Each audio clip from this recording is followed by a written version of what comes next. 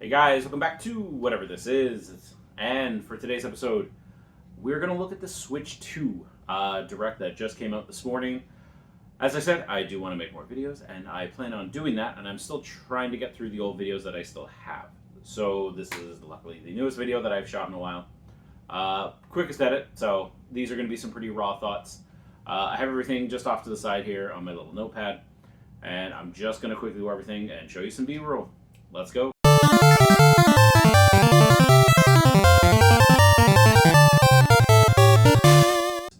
Mario Kart World. I'm interested. I like that they're actually trying something different, something new. We'll see how it all ultimately turns out, as I am always kind of a little lukewarm on Mario Kart games at first, and it takes me a while to warm up to them.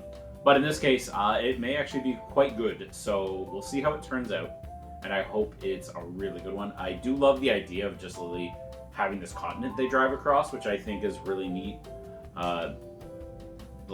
There's not much more beyond that. I love the level designs that they'll definitely have in that game. Because, it's still early, it's hard to really see anything. But it does look like a really unique Mario Kart, and, I'll always try something different over just doing the same thing again. Next thing they showed up was the chat feature. The chat feature's fine. I probably won't use it that much, but I think the camera's a really unique and fun thing that, can kind of splice you out of wherever your background is and just kind of put you into the game the way you're talking to people. I think that's really cool. I think for a game like Mario Party that they showed off, where you were in a little bubble above its head, the character's head, I thought great idea if that works. We'll have to see as it comes out, but I do like the concept. That's really cool and unique. I'm not the most for online. I tend to very much enjoy playing games by myself or have someone on the couch next to me. That's fine, but online games is very few and far between. But we'll have to see when that comes out and how well that actually functions. But I do think it's cool that you can all play separate games and still chat with each other. The next thing they ended up showing off was the 3 games that got an upgrade for this console. We got Legend of Zelda, we got Kirby, and we got, I don't want to forget anyone, Mario Jamboree. Mario Jamboree is the one I'm the least excited about. It does kind of suck if you actually bought that and you were always planning to buy the upgrade, that you have to buy it as a DLC pack. I'm wondering if all of these are DLC packs, or is it just, yeah, here you go, just take them. I mean, I'll always take free, but knowing current Nintendo, I'm going to say probably pay as DLC. Hopefully not. But we'll see. I understand if they're making DLC and that DLC is exclusive to the Switch 2. Sucks, but I get it from a business standpoint. But I hope the upgrades themselves, just a smoother game, is just part of the package. Because I do have those physically, and I would like to be able to use them. But I think that's really neat for Tears of the Kingdom. I will definitely play that game now. As I said, the game was just a little too rough for my liking. It wasn't bad by any means, but I didn't want to stick any significant time into it. So we'll see how that works, and I'll try it out when I get my hands on it, whenever that may be. Now for something I'll just straight up say I'm not that interested in it. I had a coworker when I worked at EB that loved the franchise, Hyrule Warriors. I think they're really cool games. I know the people who like them a lot.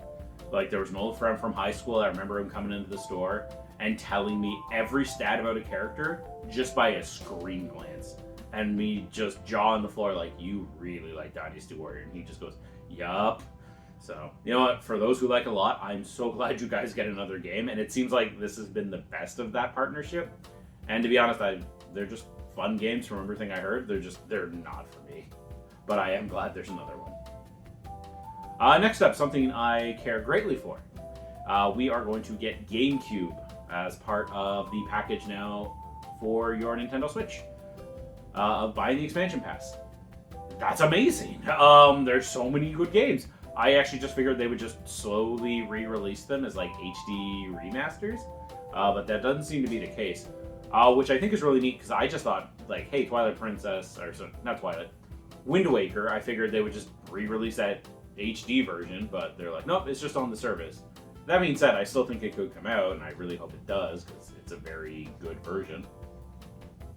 But we'll have to see what they do in the future. But the fact that they showed the Forbidden Pokemon games that I've done a previous video on this channel about Gale of Darkness and Colosseum. Colosseum didn't age that well, but they're really unique, and I think that's always worth it. I always prefer unique over, I don't know, perfection. I find I am more interested in the imperfect games than I am the perfect games. So we'll see where that takes us. I hope we go back to, I believe it's called the Aura region, which is just a desert area for Pokemon. I kind of hope maybe one day they'll just do another spin-off and be like, yeah, you can hang out in the desert area. And I'd be like, I'm here for it. But we'll see. I always love the idea of the snag 'em, the gotcha device, or you steal Pokemon that are corrupted, because you wouldn't steal the good Pokemon. You only steal the sad Pokemon. Great games. Each one has something the other doesn't have. I look forward to a new generation being able to play it, and easily, because those two games specifically are not cheap. I have them right behind me on my GameCube shelf here, and they're not cheap. I picked them up well before they decided to spike to the moon. So GameCube just being expensive just kind of sucks. And that's the games I'm excited for on the GameCube when they were just showing the little reel there. Those are the two that caught my eye. I know there's a whole bunch more, but those are the two that I'd be like, yes, yes, yes, yes. More people need to play them. Now we'll just quickly go over a couple of the games they announced. I believe are they Switch 2 exclusive? I think some of them are also on the Switch. But we're looking at Kirby's Air Riders, which I was not the biggest fan of Kirby's Air Ride. I think as a party game it worked really well. But I do think letting Sakurai actually flush the game out is amazing. As it had like a really good basic structure that I think just needed to be flushed out. And I like the little intro video where he's like falling from the sky and he's like punching the spar until it like gets jets and takes off. I'm like, heck yeah, Kirby, let's go. Donkey Kong Bonanza. So there's that open world Donkey Kong game we were hearing so much about.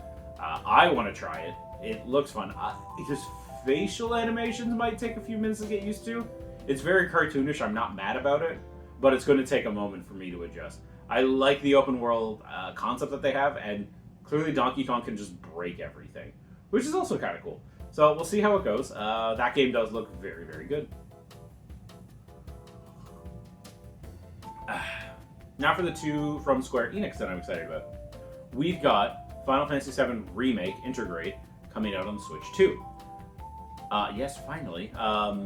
Will I pick it up? Maybe not right away, but I might. I do love the Final Fantasy VII remakes. I think they're quite good. That was one of my lockdown games that I spent copious amounts of hours on. We'll have to see how it all plays, because like we know what that game's about. We played that game. The combat system, amazing. Is there things that were tedious and drove me up a wall? Yeah, I hope they've slightly improved them. But, you know, it's the Switch 2. We knew it was coming, which means it'll probably get the remake for 2. It'll get Part 2 Rebirth at some point. Which means that is no longer console exclusive as they go along, which, great. So we'll have to see what happens.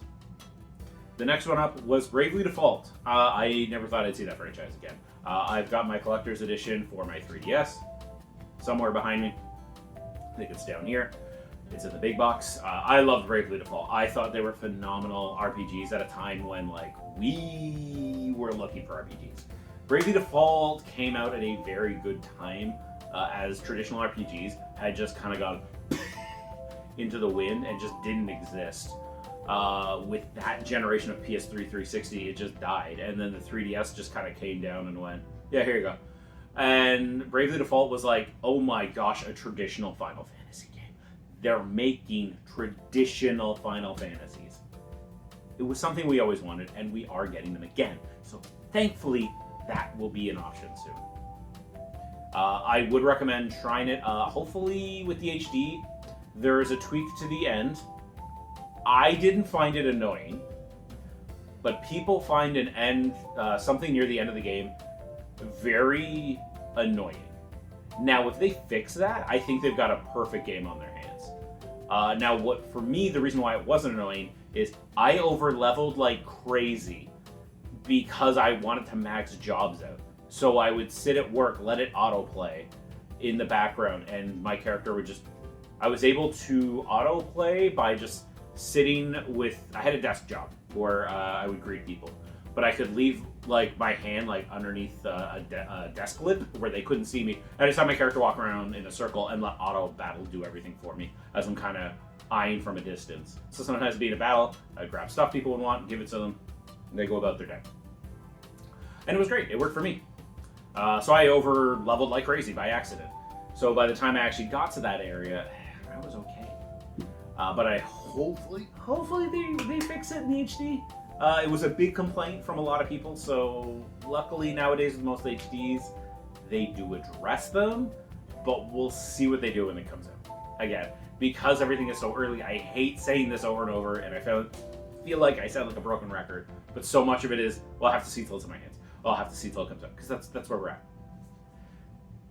And then the last two, I'm just going to glance over the first one. Cyberpunk 2077. I have not played it, but I do think it coming on the Switch is really cool, and I did want to point that one out. The other one I'm a lot more interested in is Yakuza 0 Director's Cut. As people who follow the channel, I really enjoy the Yakuza franchise, or the Like a Dragon.